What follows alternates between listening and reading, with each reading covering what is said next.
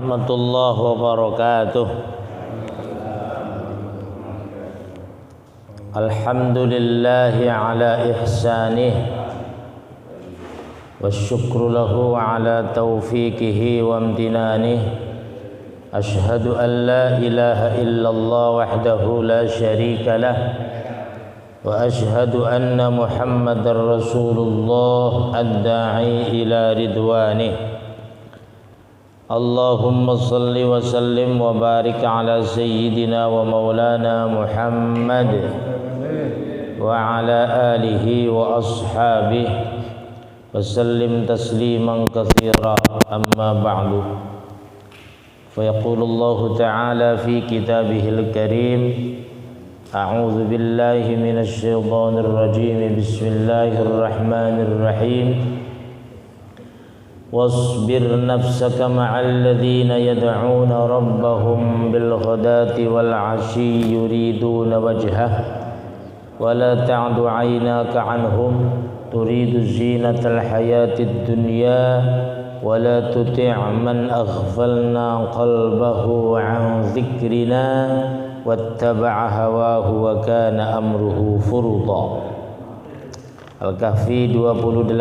Wa qala an-nabiy sallallahu alaihi wasallam, may yuridillahu bihi khairan yufaqihu fid din. Rawahu Syaikhan. Shadaqallahul azim wa sadaqa rasuluhun nabiyyul karim wa nahnu ala dzalika minasy syahidin wasyakirin walhamdulillahi rabbil alamin. Yang sama-sama kita hormati seluruh pengurus DKM Masjid Al-Muhajirin, para sesepuh, tokoh masyarakat, para bapak, hadirin rahimakumullah.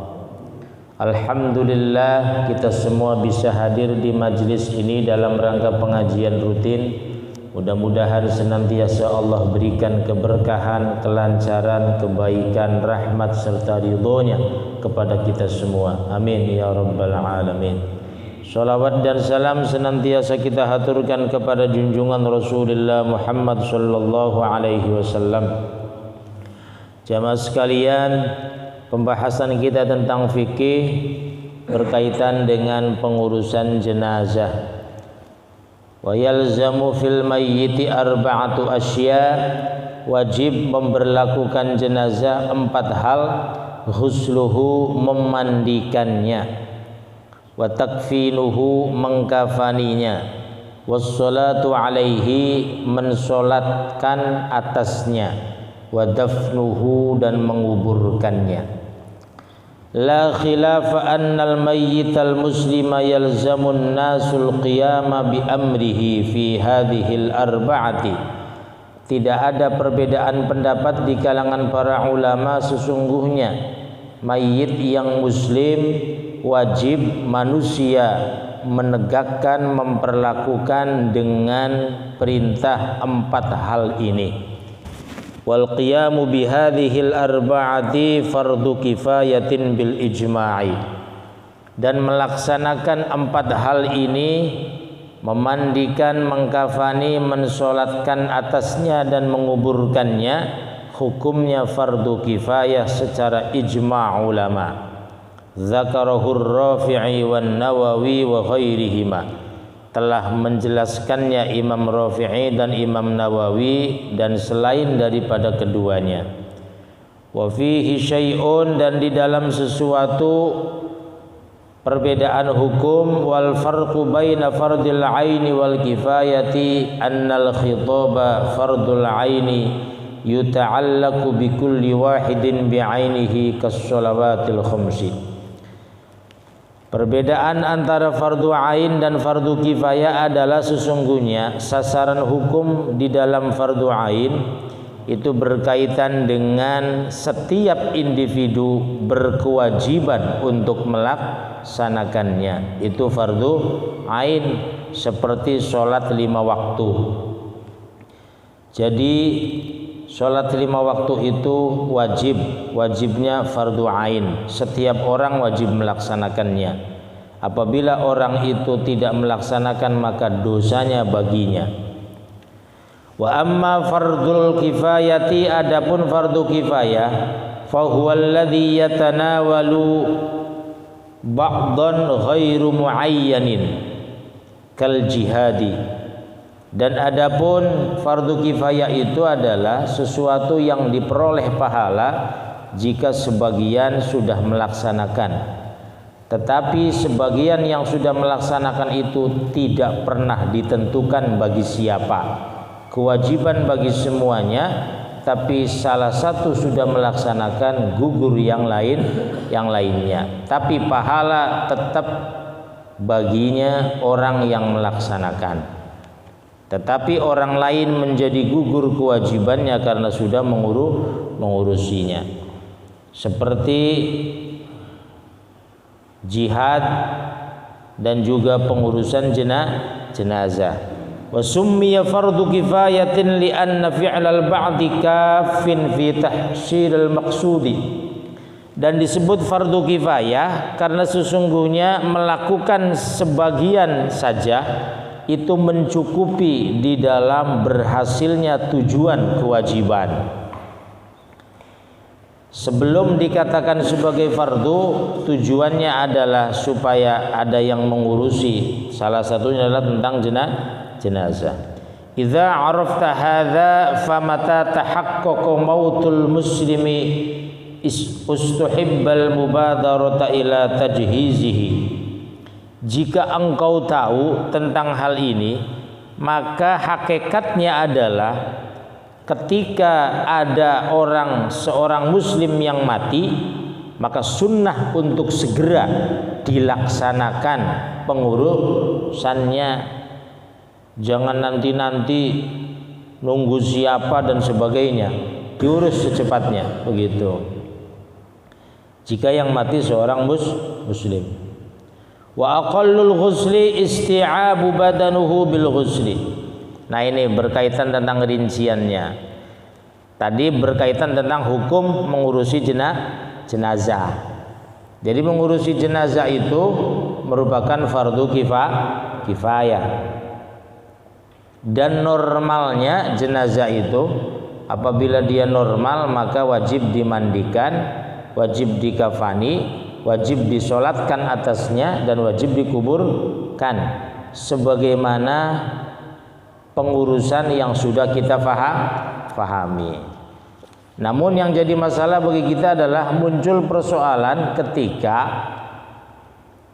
pengurusan jenazah itu bagi orang-orang yang sekarang terkena penyakit COVID-19.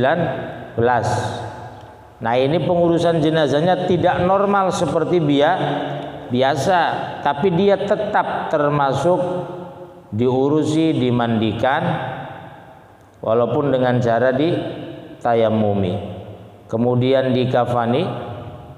Kalau dikafani itu biasanya sebagaimana pembahasan yang sering dipahami oleh kita bahwa bagi laki-laki kan begitu, minimal batas minimalnya tiga lapis. Batas kesempurnaannya ya 5 lapis. Kalau bagi perempuan batas minimalnya adalah 5 lapis. Sempurnanya 7 lapis. 7 lapis itu ternyata bukan 7 kali ikatan ya, bukan. Jadi celana dalam itu 1 lapis disebutnya. Lalu kemudian ditutup bagian dada sampai paha, dibajuin ya gitu.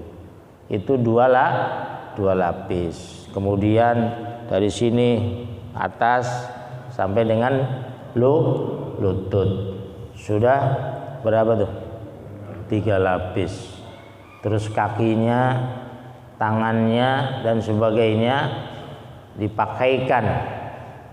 Nah, dipakaikan ikatan atau supaya dia ibaratnya nyaman lah, nyaman, tidak terjadi sesuatu, adalah satu lapis, lalu kemudian dibungkus total, gitu maksudnya begitu.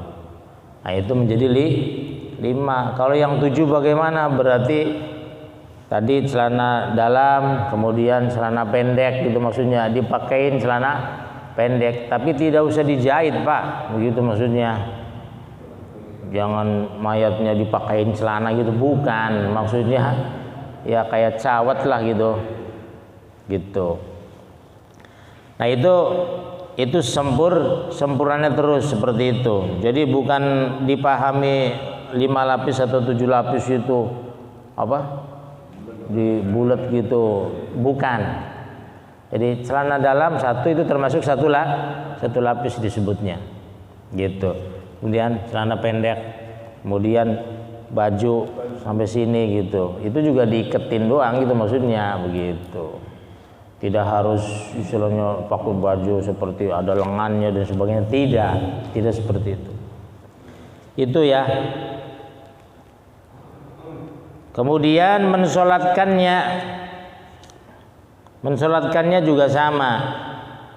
Ya, sebagaimana yang kita pahami, solat itu termasuk, solat jenazah itu termasuk pengurusan yang wajib dilaksanakan. Kemudian setelah itu di dalam solat itu kan ada 4 takbir. Takbir pertama Fatihah, kedua sholawat sebagaimana sholawat yang ada dalam sholat. Kemudian berdoa Allahumma gfir lahu warhamhu dan seterusnya. Apabila perempuan ya Allahumma gfir laha. Apabila 2 orang ya Allahumma gfir lahuma warhamhuma, kan begitu dan seterusnya. Kemudian juga setelah itu takbir yang keempat, baca doa lagi Allahumma la tahrimna ajrahu dan seterusnya. Terus salam. Nah itu termasuk, dan 4 takbir itu ya termasuk rukun di dalam sholat jenazah. Apabila seorang makmum ketinggalan takbir yang pertama, maka dia meneruskan nanti ketika imam salam jangan ikut salam, takbir lagi dia untuk menambah yang ketinggalan. Dia makmum masbuk maksudnya, begitu. Nah, dafnuhu kemudian menguburkannya. Namun ada beberapa hal yang perlu disampaikan. Wasnani la yughassalani wa la yusalla alaihima. 2 orang tidak usah dimandikan dan juga tidak usah disolati atasnya. Yang pertama asy-syahidu fi ma'rakatil kuffar, mati syahid ketika memerangi orang-orang kafir. Kemudian wasiqtul ladzi lam yastahilla, anak kecil yang keguguran, bayi yang keguguran, alladzi lam yastahilla, yang tidak sempat atau tidak pernah mengeluarkan suara. Wa yusalla alaihi in ikhtala'a, apabila tidak seperti itu maka wajib diurus seperti biasa. I'lam anna syahid yusaddiqu ala kulli man qatala zulman. Ketahuilah sesungguhnya syahid itu adalah dibenarkan atas setiap orang yang mati terbunuh secara zalim.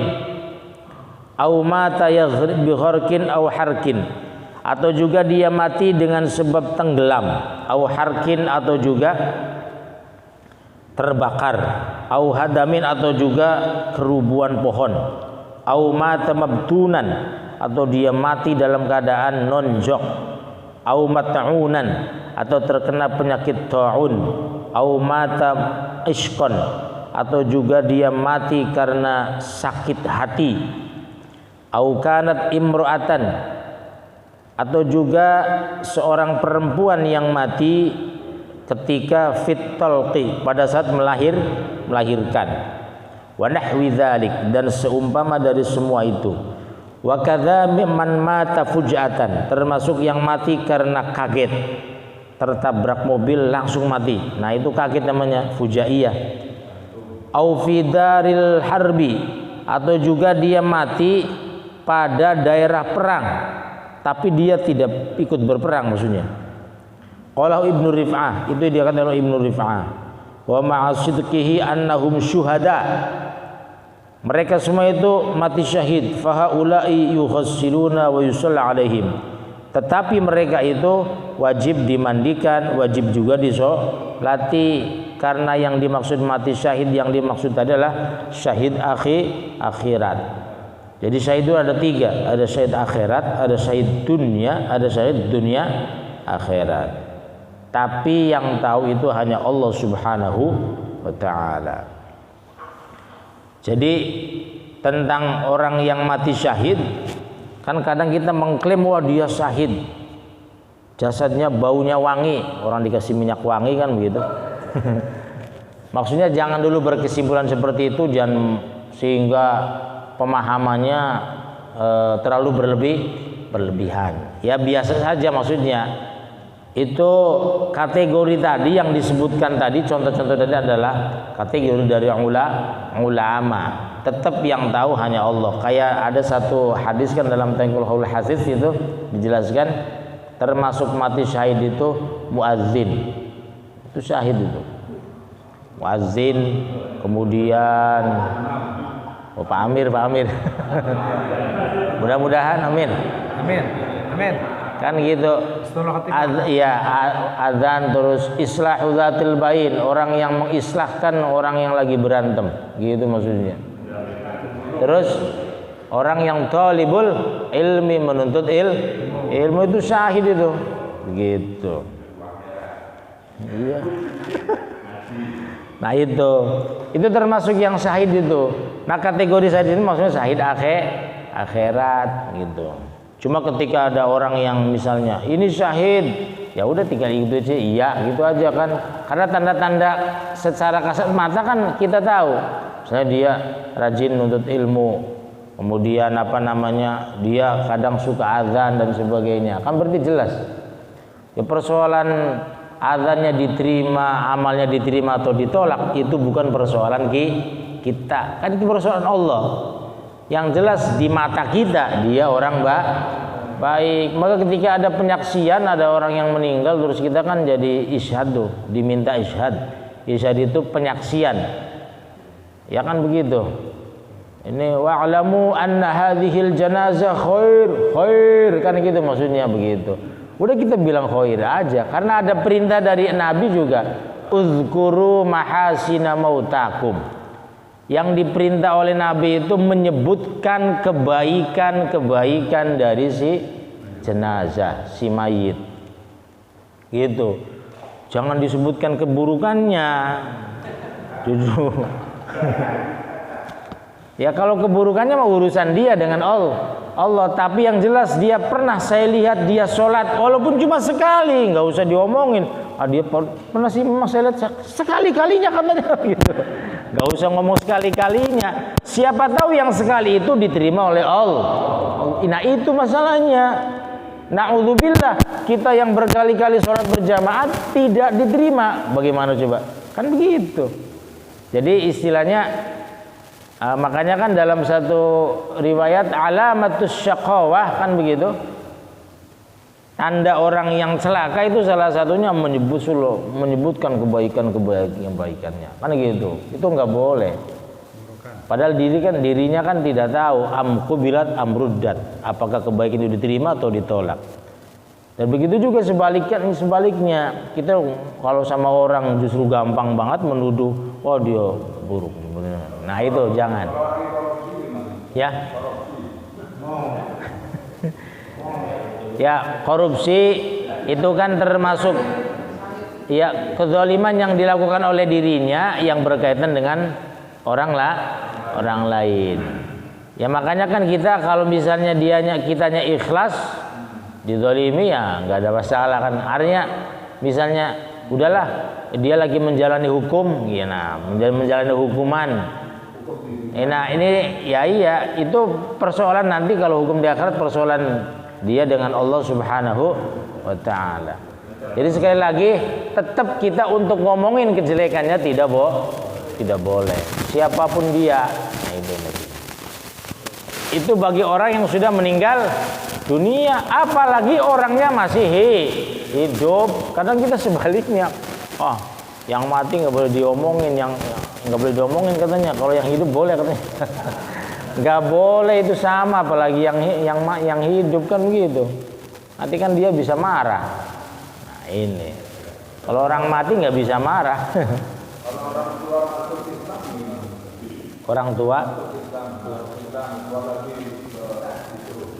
Orang tua masuk Islam. Baru masuk Islam murtad. Oh, murtad. Oh iya. Maksudnya upaya kita pencegahannya gitu. Ya apabila kita bisa melakukannya ya lakukan seperti yang harus kita lakukan. Artinya ini kan memang kewajiban kita untuk menyampaikan kebenaran. Tetap harus, tapi dengan cara yang santun, kan gitu maksudnya. Dia tetap diakui sebagai orang tua. Kan di dalam surah Luqman kan itu dibahas itu, ayat 16 sampai berapa tuh 19 atau berapa.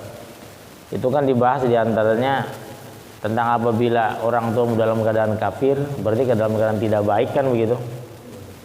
Maka tetap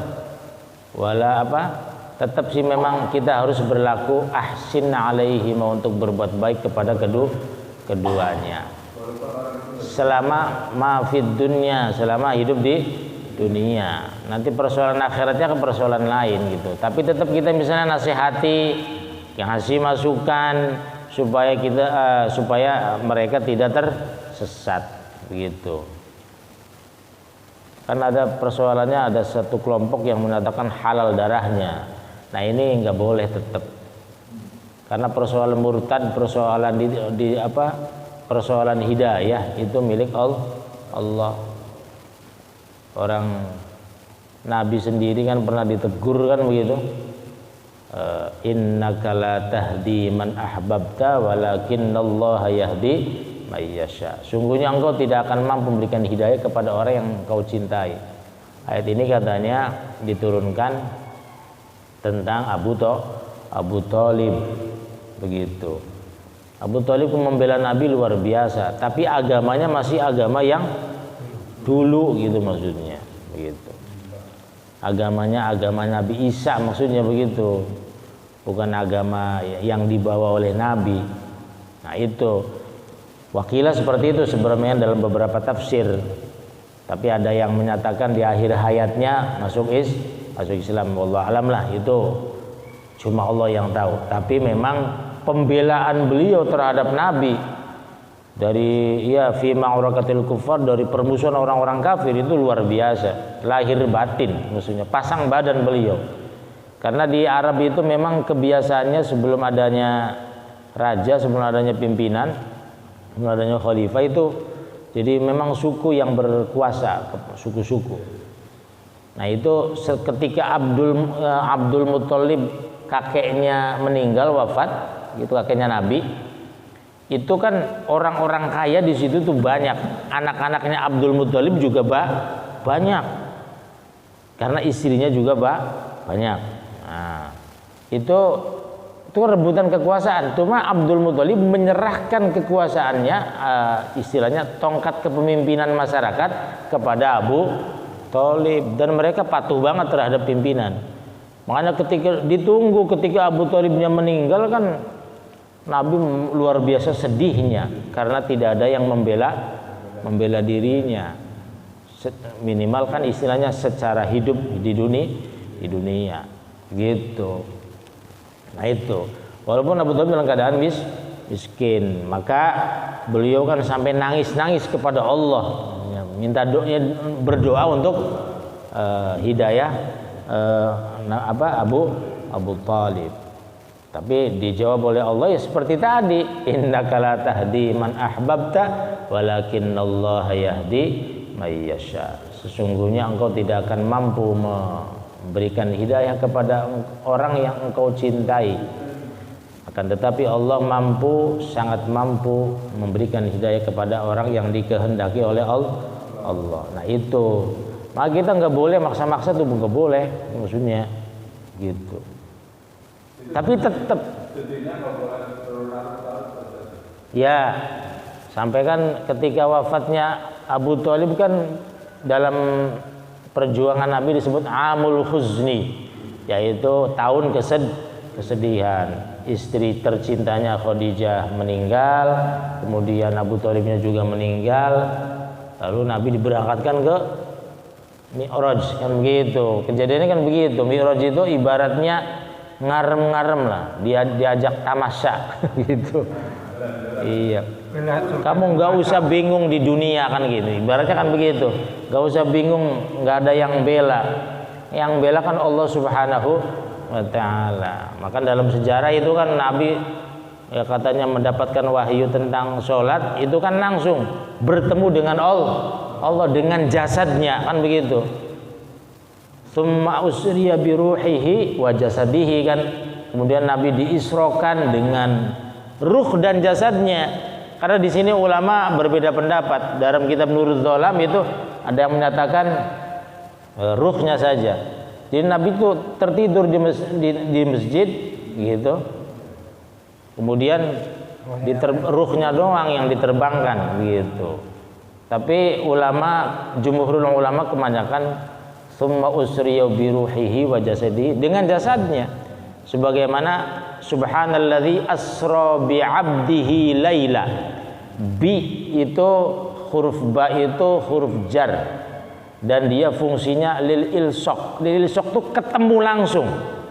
Jadi bi 'abdihi tsumma subhanalladzi maha suci Allah alladzi asra bi 'abdihi yang telah memberangkatkan atau melakukan perjalanan bi 'abdihi dengan hambanya, maksudnya Nabi Muhammad gitu maksudnya. Jadi B-nya di sana lil ilsaq itu dalam ilmu nahwu sorof kayak marartu bi Zaidin, saya berjalan ketemu Zaid gitu. Nah, itu ya ketemu dengan Zaid gitu maksudnya, salaman ibaratnya begitu.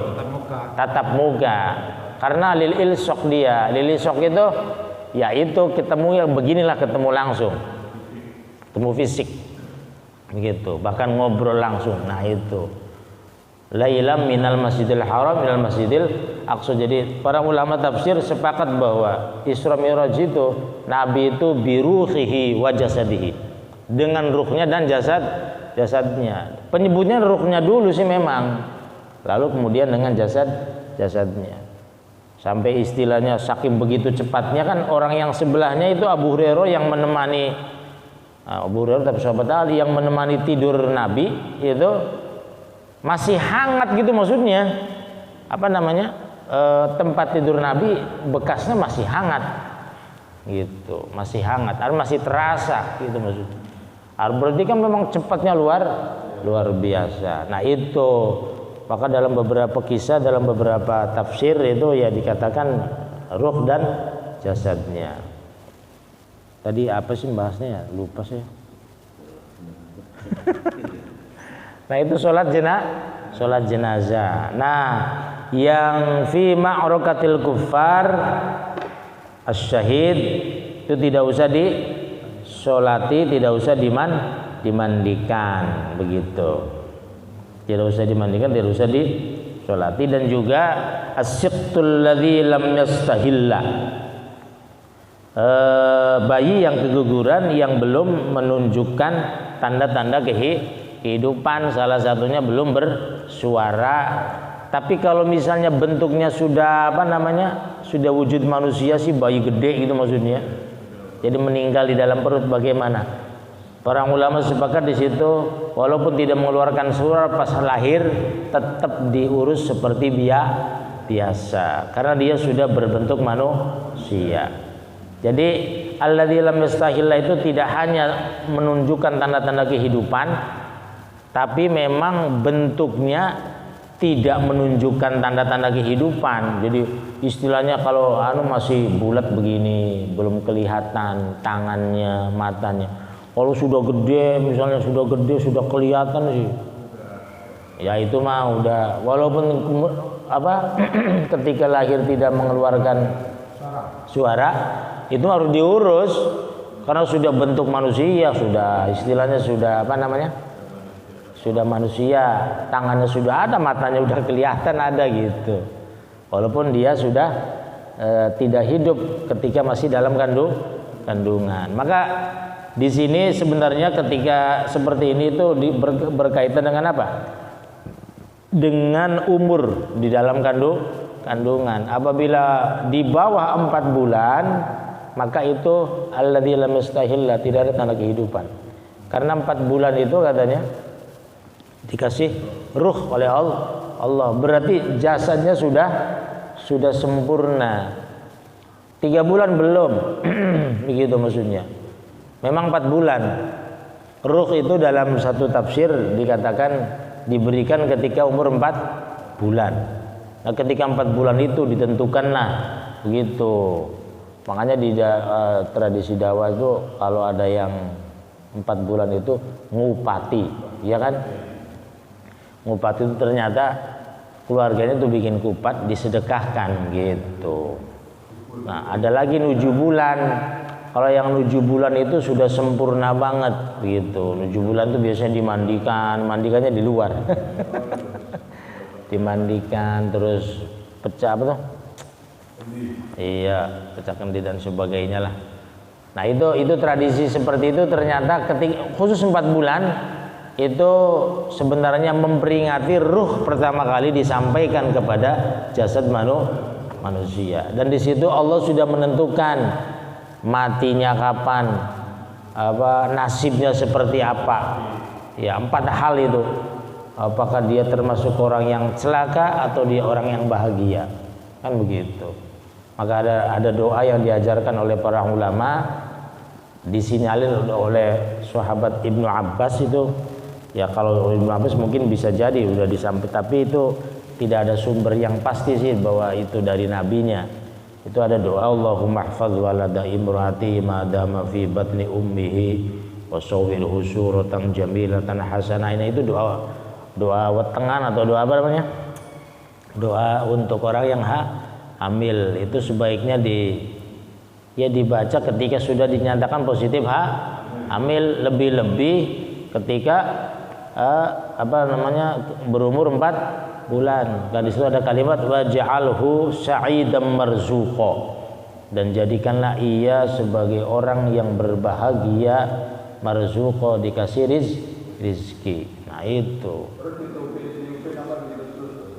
ya berdoa biasa aja, tapi mau dilus-lus ya nggak apa-apa juga, biar senang istrinya.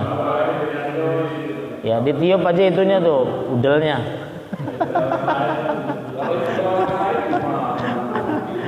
Ada. Nah, itu ya. Nah, kembali ke sini bahwa sekali lagi pengurusan jenazah yang seperti disebutkan tadi itu normal seperti biasa. Nah, sekarang kan persoalannya ada persoalan bahwa pengurusan jenazah yang disinyalir terkena COVID-19. Nah, itu pengurusan jenazahnya khusus. Ternyata di sini dibahas itu ada ketika kalau yang terkena virus seperti itu mungkin baru sekarang, tapi dikiaskan kepada jenazah yang tidak normal. Pertama, jenazah yang tadi tenggelam yang lama seperti apa tuh waktu di Kerawang pesawat jatuh, itu kan sudah lebih dari 3 hari ketemunya. Begitu ada ketemu itu jasad, ya ada yang nggak ketemu, jasad udah hancur, itu udah ibaratnya daging ketika ditarik pakai tambang atau diangkat itu sudah pada melepuh semua kulit. Tidak usah dimandikan. Nah, itu tidak usah dimandikan, langsung bungkus. Atau juga jenazah yang terbakar, tidak usah kan terbakar lagi bagaimana terus misalnya dipaksain disuruh sedekap, tidak usah dimandikan, langsung dibungkus saja. Sisa-sisa tulang dan daging langsung dibungkus, cukup ditayamumi. Nah, ini yang COVID-19 seperti itu. Kenapa dikiaskan? Karena itu bisa menimbulkan penyakit bagi kita. Itu pendapat medis dokter begitu. Dan terbukti misalnya ketika seperti itu terkena semua. Nah, ini Maka yang seperti itu menghindari, kan begitu. Itu menghindari, hadisnya la dororo wala diroro, kan begitu. Tidak boleh menyakiti, tidak boleh juga tersakiti. Harus menjaga diri. Apabila kita membiarkan juga berdosa, kan gitu maksudnya. Harus ada yang mengurusinya. Maka diurusi secara khusus, tidak secara normal seperti biasa. Nah ini persoalan orang, ada yang biasa saja kok nggak kena nggak apa gitu. Nah itu persoalan lain Pak. Ini persoalan gimana? Kalau jenazah di laut, kejadian yang dibuang ke laut, Ya. itu dari pandangan Islam gimana? Maksudnya kalau kita mau berlayar perempuan meninggal mau ke pantai menuju pantai itu masih jauh, kemudian jenazahnya dibuang ke laut, itu Ya. gimana? Jadi begini, iya.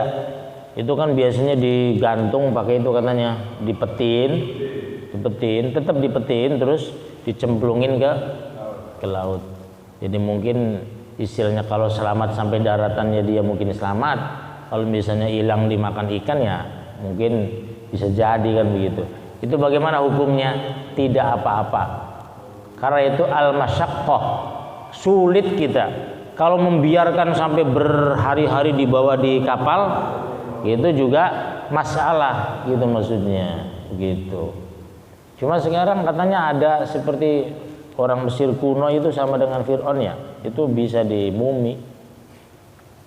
Cuma kan jadi masalah juga kalau misalnya kan kadang orang di laut itu sampai berbulan-bulan loh Pak, kadang sampai 3 bulan gitu di laut saja gitu maksudnya. Disuntik Pak. Ya. Bisa awet berbulan-bulan disuntik. Ya, kalau memungkinkan ya silakan, tapi memang kesepakatan daripada keluarga. Tapi keluarganya nggak ada sama sekali, lakukanlah. Pimpinan harus melakukannya seperti tadi, nggak apa-apa. Diurus seperti biasa dulu, baru kemudian dikuburkannya bukan dikuburkan, tapi dibuang ke laut. Naudzubillah kita terjadi seperti itu. Terus bagaimana hukumnya? Ya memang kan kesulitan juga apabila dibiarkan di kapal juga sulit Pak, gitu maksudnya. Orang nanti tidak ada yang apa namanya? Jadi gini, keberlangsungan hidup yang masih hidup itu lebih wajib diusahakan, diupayakan daripada katakanlah mempertahankan orang yang sudah mati, begitu. Sementara orang sudah mati maksudnya ini paling kita berlayar atau menepi itu sekitar 3 bulan. Pas dia meninggal barusan gitu, berarti 3 bulan ke depan dia. Kalau misalnya mau dipaksakan di kapal saja, tidak dibuang-buang, ya bahaya juga kan begitu. Bau dan itu merusak kehidupan. Dan itu menimbulkan penyakit di situ, Pak. Ya. Kalau dia kan seorang muslim, Ya. pernah kita lihat di TV itu ada yang didoakan dengan cara non-muslim, itu gimana Ustaz kita? Misal saya ini Islam, Ya. saya meninggal, saya disolatkan dengan cara bukan Islam, itu gimana Ustaz? Saya murtad atau enggak? Kalau yang meninggalnya mah tidak misalnya ada orang muslim diurusi secara non muslim, bukan urusan yang mati ya. Itu bukan urusan yang mati gitu maksudnya. Ini adalah ketika membahas seperti ini itu mengurusi orang yang apabila kita nih tahu bahwa dia muslim ya kita urusi. Kalau kita rebut nggak bisa, ya udah, jangan dipaksakan. Misalnya dia diyakini bahwa dia ini bukan orang Islam gitu maksudnya, ya udah, biarin aja. Kayak kasus Johnny Indo kemarin kan. Ya, antara benar. Istri bunda sama istri tua katanya ini mau Betul. dipakai Kristen. Katanya ini udah Islam kan. Ya, begitu. Dan apabila memang kita tidak usah bertele-tele ya, maksudnya begini, ada orang yang pernah kejadian nyata ini, saya dimintai pendapat di Villa Mas Garden. Ada orang Kristen dia, Tapi minta diurus secara Islam. tapi minta diurus secara Islam. Terus ini tadi ini gimana saksinya tuh istrinya kan udah tua tuh, ya udah inilah udah lemah gitu maksudnya. Ya istrinya memang Muslim sih, di sini sudah Islam terus. Tapi orang-orang di situ udah tahu betul bahwa dia itu non muslim gitu maksudnya, begitu. Terus kata si istrinya itu baru 3 hari apa berapa hari sih dia sudah masuk Islam gitu. Terus dia minta diurusi secara Islam. Keluarganya juga pengen, ya kebanyakan Islam sih, gitu maksudnya. Pengen diurus secara Islam, ini bagaimana tuh gitu maksudnya. Jadi minta sampai DKM berkali-kali berkali-kali ngubungi terus ceritanya udah diurus secara Islam, nanti sih bagaimana tanggung jawab kitanya? Itu tanggung jawab nanti. Yang jelas kita hidup di dunia harus seperti itu. Jadi kita termasuk saksi utamanya adalah istrinya. Nanti yang tanggung jawab itu bukan persoalan kita. Udah biarin aja diurus seperti Islam gitu. Nah kalau misalnya ini kan sebaliknya, dia diyakini muslim dan memang orang Islam, terus diurusi secara non muslim. Kalau yang berkaitan dengan jenazahnya tidak ada masalah, begitu maksudnya, begitu. Tidak ada masalah, maksudnya tidak ada masalah itu nanti si jenazahnya jadi gimana ini, begitu. Nggak usah, Allah yang maha tahu gitu maksudnya. Dia di akhir hayatnya mengucapkan la ilaha illallah, menyebutkan nama Allah atau tidak, itu urusan dia dengan Allah. Nah ini maksudnya adalah pengurusan jenazah itu berkaitan dengan orang yang hidupnya. Apabila kita memang mengetahui itu, sebaiknya sih memang kita prosedural. Prosedural itu maksudnya ya mencoba untuk mendekati dulu bahwa dia muslim dan kami saksinya misalnya, begitu. Ya kalau kita bisa merebutnya ya rebut, tapi kalau misalnya nggak bisa, menimbulkan persoalan, nggak usah, udah biarin aja, begitu maksudnya. Kita sholat gaib nggak apa-apa, sholat gaib aja gitu maksudnya, begitu. Jadi begitu ya Pak. Ya.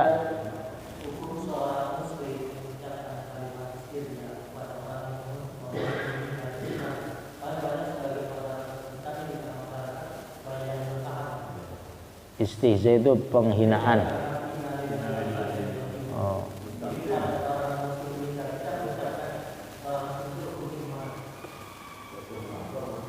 Yang meninggal non muslim, tapi orang mengucapkan Oh. Nah, kejadian kemarin Pak, orang Batak gitu. Dia keluarkan kontrak. Jadi itu alladzina idza asabathum musibah qalu inna lillahi wa inna ilaihi raji'un. Itu sebenarnya sunnah sih, hukum mengucapkan itu sunnah. Itu kan kalimat-kalimat thayyibah itu. Innalillah, alhamdulillah, la ilaha, itu kan kalimat-kalimat thayyibah, kalimat-kalimat yang baik. Nah, itu ada istirja, ada zikir kan gitu maksudnya. Nah, itu kan sebenarnya bersifat umum dan itu hukumnya sunnah. Sunnah di sana maksudnya adalah apabila dilakukan ya dapat pahala, tidak ya tidak mendapatkan apa-apa gitu maksudnya. Nah, ini persoalannya bagaimana apabila yang mati itu non muslim, apakah boleh mengucapkan itu? Boleh. Bukan berarti dia menjadi muslim jadinya, tidak. Ini kan kembali kepada kita. Itu maknanya kan sesungguhnya kami milik Allah dan sesungguhnya kami akan kembali kepada Allah. Termasuk yang muslim juga kembali kepada Allah kan begitu. Akan bertanggungjawabkan. Tapi kan ini bagaimana kan kalimat ini untuk sesama muslim tidak ada masalah. Begitu. Terus misalnya kalau misalnya tidak melakukan juga nggak apa-apa. Begitu. Karena maknanya adalah meyakini secara tauhid bahwa kita itu milik Allah dan semua orang akan kembali kepada Allah. Maksudnya mempertanggungjawabkan amaliyahnya. Tapi kan ini kalimat-kalimat thayyibah yang harus dilaksanakan, tidak harus kok. Begitu maksudnya. Begitu. Itu silakan ditafsir, itu ada alladzina idza asabathum musibah qalu inna lillahi wa inna ilaihi raji'un. Mereka yang ketika terkena musibah itu mereka mengucapkan inna lillahi wa inna ilaihi raji'un. Nah, ini persoalannya bagaimana apabila yang meninggal itu non muslim. Kita misalnya anaknya muslim, itu mesti innalillah enggak? Yang enggak apa-apa sih innalillah. Innalillah itu untuk meyakinkan kepada kita bahwa ini adalah akan kembali kepada Allah. Semua milik Allah itu tidak ada masalah. Tapi tidak boleh ada keyakinan bahwa dia menjadi Muslim itu tidak ada kan, cuma mengucapkan begitu saja. Gimana Pak Ridwan? Kalau misalnya doa-doa kepada non muslim itu kan saya dengar-dengar ada hadisnya bahwa tidak nyambung. Jadi percuma kita mendoakan non muslim itu karena memang udah beda keyakinan. Itu gimana ini? Itu kan bukan doa, inilah itu bukan doa, sebuah pernyataan tauhid itu. Itu bukan doa, Pak. Kalau doa itu Allahumma ghfir lahu, itu doa itu. Jadi bukan doa itu kalimat-kalimat. Kalau doa nggak boleh ya? Kalau doa ya nggak usah lah, bukan. Nggak elok gitu maksudnya. Iya, nggak nyambung. Iya. Iya. Kadang-kadang kan innalillahi wa inna ilaihi raji'un, semoga almarhum diterima di sisi Allah. Kan padahal dia non muslim. Kan nggak nyambung juga. Jangan tambah itu. Kalau kita kan suka kalau ada di WA kan bilang iya. Husnul khotimah. Cuma pertanyaannya begini, boleh nggak diumumin di masjid? Yang nggak elok sih, nggak bagus, gitu aja udah. Nggak bagus kan gitu maksudnya, begitu. Kecuali kemarin katanya tidak tahu, ya udah orang tidak tahu kok orang. Ya lewat WA telah meninggal gitu aja udah, gitu maksudnya, begitu. Jadi kalau misalnya pengalaman, iya. Jadi kalau ada non muslim yang meninggal di lingkungan kita nggak usah diumumin di masjid juga. Ya. Cukup innalillahi wa inna ilaihi raji'un dalam hati atau ngomong ini aja dah. Jadi nggak elok ya Pak ya? Iya nggak elok, nggak bagus lah. Gimana ceritanya kan gitu. Artinya belum ada sih yang seperti itu, belum ada contohnya dari para sahabat, apalagi dari Nabi ya, dari para sahabat atau para tabiin itu belum ada gitu. Sampai diumumin kan artinya kan jadi sifat kedukaan kita dibawa kan gitu kepada mereka. Ya, kalau cuma pribadi-pribadi ya silakan, misalnya kita ke pribadi dia, keluarganya boleh silakan. Karena kita dekat, dia orang baik, yang sabar ya. Nah, ini misalnya begitu. Itu bagus, nggak apa-apa, sesama manusia hubungan.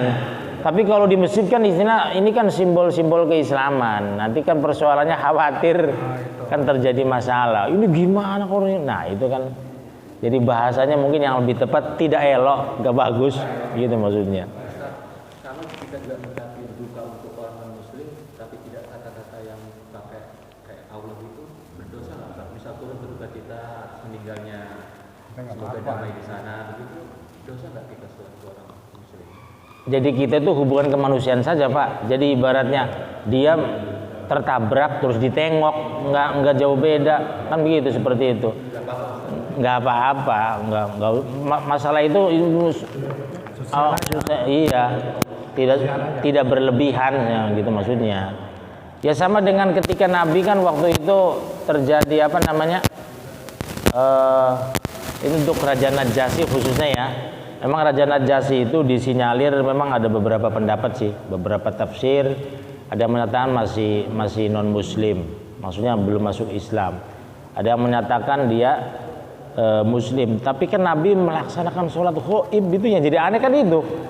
Jadi kan berarti itu urusan Nabi dengan Allah kan begitu. Nabi lebih tahu persoalannya. Ketika waktu itu kan sahabat protes, wahai Rasul, dia kan istilahnya Nasrani gitu maksudnya.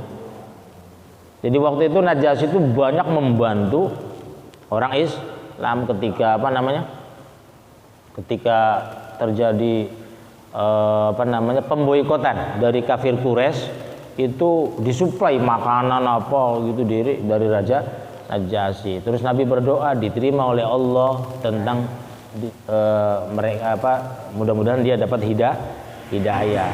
Nah, Nabi suatu hari kan banyak musuhnya itu, dan beliau ketika ada orang yang biasa musuhi Nabi itu kan ditengok. Berarti kan ketika sakit ditengok, berarti secara sosial kemasyarakatan ya itu contohnya seperti itu. Makanya ya cukup. Tapi ya tetap kalau misalnya saya tidak sepakat juga sih kalau diumumin di masjid secara sengaja dan sadar, ya saya tidak setuju. Karena itu nggak bagus gitu. Ya. Kalau cuma SMS doang ke dianya sendiri atau istilahnya di grup RW sehingga ada non muslim, ya udah biarin aja gitu, maksudnya seperti itu mah gitu. Tapi kalau di umum di masjid saya tetap tidak sepakat ya, artinya kalau ada ulama yang menyatakan boleh nggak apa-apa hubungan toleransi, saya tetap tidak sepakat karena ini simbolisasi tentang Islam. Ya perlu juga sih hal itu. Persoalannya kita mau gitu ketika meninggal diumumin di gereja misalnya gitu, sebaliknya kan begitu. Jadi seakan-akan itu kan pengakuan gitu maksudnya begitu. Jadi artinya itu sudah berlebihan apabila sudah diumumkan, kecuali perkaranya tidak tahu. Kalaupun tidak tahu jangan salah Pak. Kayak sholat ini tidak tahu sholat duhur itu 4 rakaat, dia melakukan cuma 3 rakaat misalnya, kan tidak tahu atau lupa, itu persoalan lain Pak gitu. Katanya sudah diumumin dan juga pakai alat-alat jenazah yang di sini katanya. Ya untuk kedepannya ya kalau bisa mah nggak usah, itu maksudnya. Kalau mau ya RW menyediakan khusus untuk non muslim gitu, khusus. Ya, jangan diiltibaskan. Maksud iltibaskan tuh jangan dicampur aduk kan gitu maksudnya. Nanti kata Pak Marhaban kan khawatir dia kan ada najis apa nggak paham kan gitu. Ini gimana? Bagaimana? Najisnya najis anjing gitu, kan itu repot kan, kita harus 7 kali katanya. Nah itu cukup ya. Demikian beberapa hal yang bisa disampaikan dan diutarakan, dijelaskan, mudah-mudahan ada manfaatnya.